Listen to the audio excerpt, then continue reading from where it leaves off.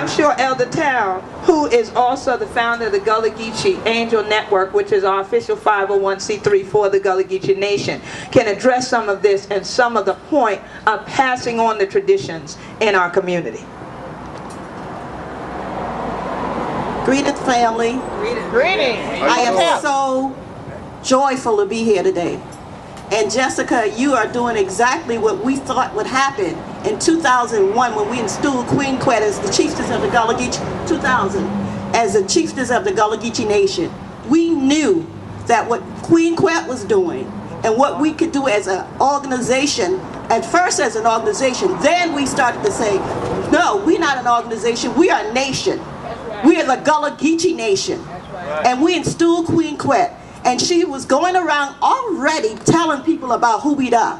So we said to ourselves, she's already doing it. All we got to do is link up. And so we linked up with her. And she started going more and more. And fortunately, I was able to go also. And I realized what I really knew the ancestors were saying to me, that it was all right, Carly, that you're not crazy, that Gullah Geechee, You don't need medication. right, that you don't have to go to speech therapy. Right. So what I started to do is, I was doing plays. I was trying to find a way that we can do our culture, that we can educate our people and have them come and realize who they really were. So we did the plays, but one thing about the plays that we did, you had to speak Gullah and Geechee in order to be in the play. So we got the elders who are still speaking Gullah, and I would listen to Queen Quet all the time, so I had a lot of words. By the time I got through being with Queen Quet, I could say more things in Gullah and Geechee. And we started educating our children by doing these plays. And then the community started coming to hear more about these plays. And you could hear in the audience, oh yeah, my grandmama used to say that.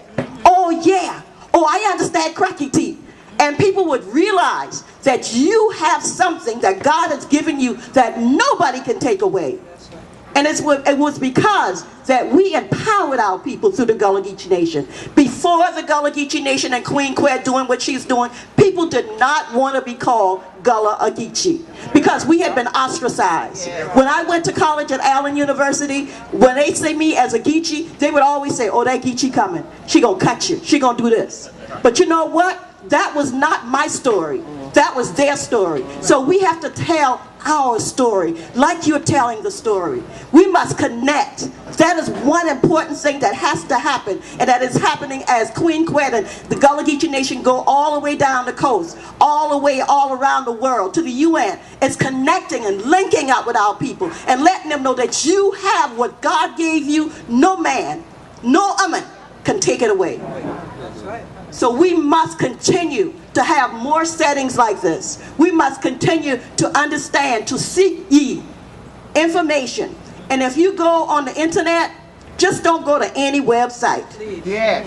Go to queenquet.com or the Gullah Geechee. Official GullahGeechee.info. Exactly. Because we are the ones that are telling the story. Before we started the nation, nobody wanted to tell the story.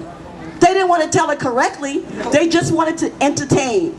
But we decided that we must edutain, that we must educate our people about who they are.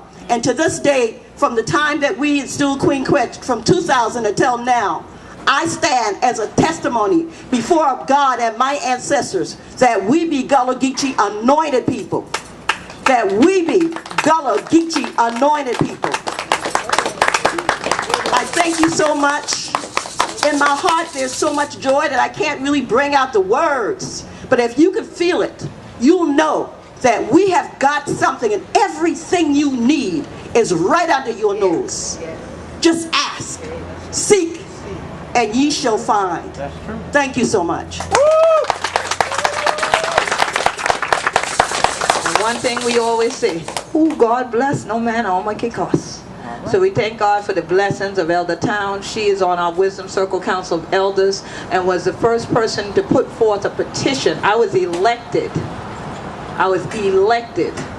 So I have two positions. When she mentions my installment was an African traditional ceremony done because I am a queen mother. and I'm the first queen mother of Gullah Geechee people on this side of the water. And I was elected as a head of state. So I hold both a position, very similar in some cases to the big chiefs and so on, but I'm also akin to President Barack Obama. So when she mentioned to you about me traveling around the world, it is in my position as a head of state. And we have a number of other presidents and heads of state and so on that come visit us in the Gullah Geechee Nation. And so I do a lot of that work as well as at the United Nations representing all of who we do. And I'm a permanent representative for the International Human Rights Association for American Minorities. And so the discussion we're having here today is one that I have globally all the time.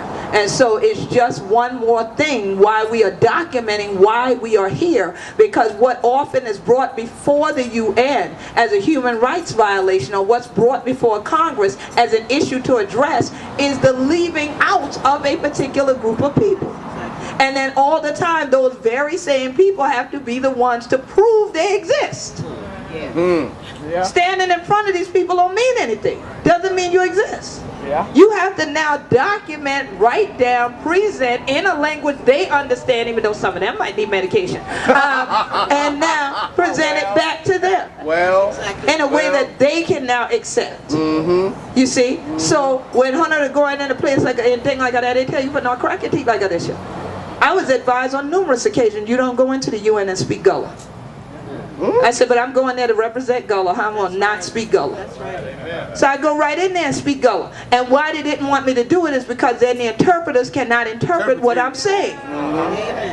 So what ends up happening is there's a dial that sits on the table with numbers, and you turn it, you put an ear cuff on, and then as you turn the knob, you hear Spanish, you turn the knob, you hear French, you turn the knob, you hear German, but ain't no dial for Geechee. So the interpreters sit up in the booth way up high. If y'all watch the movie The Interpreter, y'all see what I'm talking about. Ain't no knob for we. Ain't no knob there for we. Tall. So, you see, so they don't want me to do it, because when I start speaking in Gullah, everybody has to shut up in the room. And now everybody can only hear me, not hear somebody else interpreting what I just said. So they don't want you to do that. Well, all the people from West Africa, all the people from the Caribbean, all the indigenous people, they always know what I said. And I always get applause and laughter and whatever else. And then everybody from the European countries are looking like, what? And they can't wait till I switch back to English and the interpreter comes back on. So it's a very interesting thing, but it is bigger than what we're even talking about here. You see, so I just say that to just, dovetail the importance of us continuing. Even when you think ain't but a little bit you know more than somebody else. That's right. It's your life experience. So that's something you can teach somebody else. So never minimize the knowledge we have within ourselves. And God has blessed you to do even a little thing. Thank God you can do something.